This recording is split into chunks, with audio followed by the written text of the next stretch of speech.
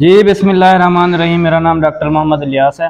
अच्छा जी, कल जो हमने डिस्कस किया था एक टॉपिक के हीट स्ट्रेस जो है वो बेसिकली क्या होती है, उसकी वजह से क्या प्रॉब्लम आते हैं और उसका जो है वो सलूशन भी हमने उस वीडियो में जो है ना शेयर किया था आपके साथ।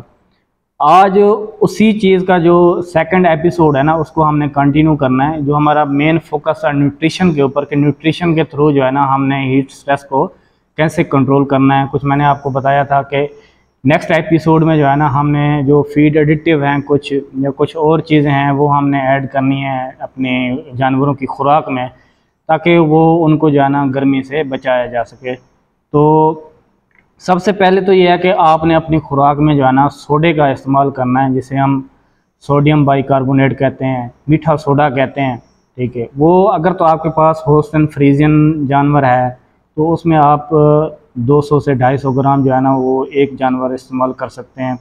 अगर आपके पास लोकल या क्रॉस का एनिमल है तो 100 से 150 ग्राम भी आप वहाँ पे जो है ना इस्तेमाल कर सकते हैं। अच्छा, इसका सोडे का फ़ायदा क्या है? सोडे का फ़ायदा ये है कि जो र्यूमन की पीएच जो है उसमें तेज़ाबियत है उसको जाके जो है ना वो ये कम करेगा, उसको मेंटेन रखेगा, उसके जो माहौल है मैदे का, ताकि जानवर में जो है ना एसिडोसिस नहीं आएगी। एसिडोसिस नहीं आएगी तो साफ ज़ाहिर बाकी आपके मसले मसाइल जो लेमनेस और बाकी चीज़ें आती हैं, इनटेक वगैरह का जो है वो कम हो जाता है, या डायरिया वगैरह लग जाता है, या जो आपका फैट एलआर का इशू आता है वो भी जो है ना काफ़ी हद तक स्टेबल हो जाता है। दूसरे नंबर पे हम मैग्नीशियम ऑक्साइड की बात करेंगे, या मैग्नीशियम ऑक्साइड अगर आप दूसरे अल्फाज में बोलूँ तो बफर जैसे हम कहते हैं, जिसकी पीएच जो है वो सोडे से भी ज़्यादा होती है, जैसे मैग्नीशियम ऑक्साइड होगा। तो वो भी हमने खुराक में इन 3-4 महीने जो होते हैं जो ज़्यादा गर्मी होती है उसमें हमने ऐड करना है, ताकि मैक्सिमम जो है वो जो र्यूमन का इन्वायरमेंट है उसको हम मेंटेन कर सकें। तीसरे नंबर पे कैल्शियम कार्बोनेट है, वो भी एज अ बफर भी काम करता है, और उसके बाद उसके बहुत सारे जो है वो फ़वायद हैं खुराक में। वो बून के लिए बहुत अहम है, ब्रीडिंग के लिए बहुत अहम है, और दूसरी चीज़ें जो है मिल्क प्रोडक्शन के लिए भी बहुत ज़्यादा अहम है। तो कैल्शियम कार्बोनेट जिसे हम लाइमस्टोन कहते हैं वो भी आपने फीड में ऐड करना, ये काफ़ी हद तक आपको सपोर्ट करेगा। चौथा जो और मेन अहम चीज़ है फ्रेश फूडर, जिसे हम ताज़ा चारा कहते हैं, वो अगर आप लोगों के पास अवेलेबल है तो वो लाजमी हर हाल में जो है ना आप अपने जानवरों की खुराक में उसको लेके आएँ। उसमें ये तो एक तो ताज़ी चीज़ होती है, उससे ये कहता है आपका एनिमल जो है ना वो बड़े अच्छे नमूने से बड़ा खुश हो के जो है ना वो उस चीज़ को इनटेक करता है, और उसमें आपको बिल्कुल अच्छे जो है ना वो मिनरल हो गए, विटामिन हो गए, ठीक है, इस तरह की चीज़ें वहाँ से आपको मिल जाती हैं। और सबसे मेन बड़ी चीज़ जो है उसमें रूमिनेशन जो है ना, जुगाली जो है जानवर की वो बढ़ जाती है। जब वो बढ़ती है तो उसमें कि खुद ब खुद सलाइवा प्रोडक्शन होती है। जब सलाइवा प्रोडक्शन होगी तो आपकी जो र्यूमन की पीएच है वो मेंटेन रहती है।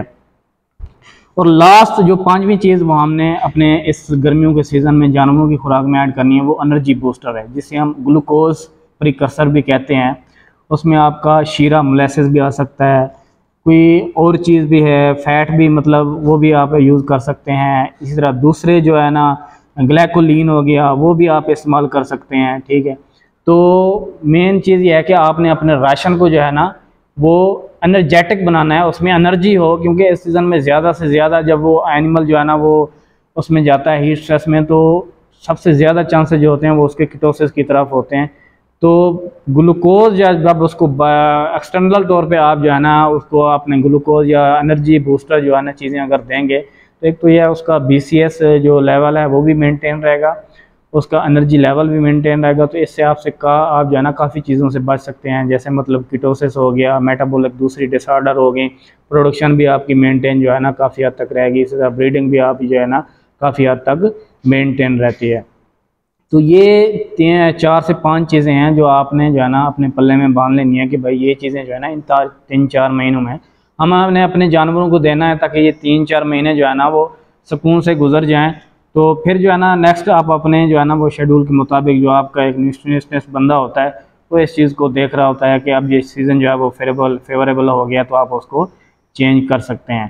तो इंशाल्लाह मज़ीद भी जो है ना हमारी कोशिश है कि नेक्स्ट जो है ना हम एक एपिसोड रखेंगे जिसमें हम आपको राशन बनाना सिखाएंगे कि जानवर का जो है वो राशन जो है ना कैसे बनाया जाता है। तो इंशाल्लाह दुआओं में याद रखिएगा। तो मज़ीद नेक्स्ट सेशन में मिलेंगे। Thank you so much.